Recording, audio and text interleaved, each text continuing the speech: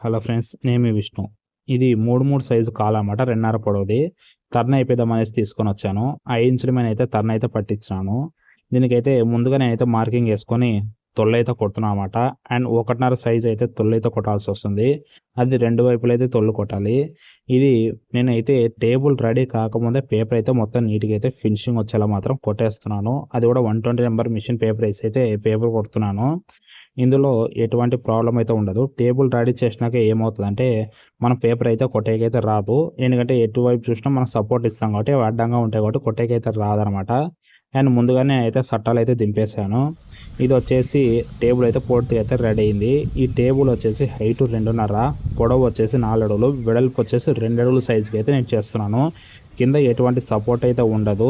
ఇది పిల్లలు చదువుకోవడానికి అనేసి టేబుల్ అయితే రెడీ అయితే చేస్తున్నాము. ఇందులో వచ్చేసి మనం పాలిష్ అయితే ముందుగానే వేసేసాననమాట.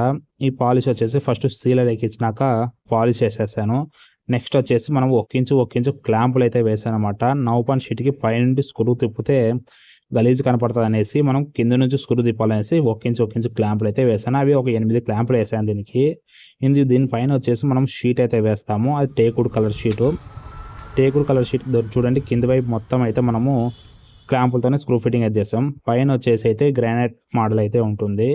చుట్టూ వచ్చేసి హాఫ్ రౌండ్ బీడింగ్ అయితే కొట్టామనమాట. ఈ టేక్ పైకి వైట్ షేడ్ ఉంటే బాగుంటదనేసి ఇలా గ్రానైట్ మోడల్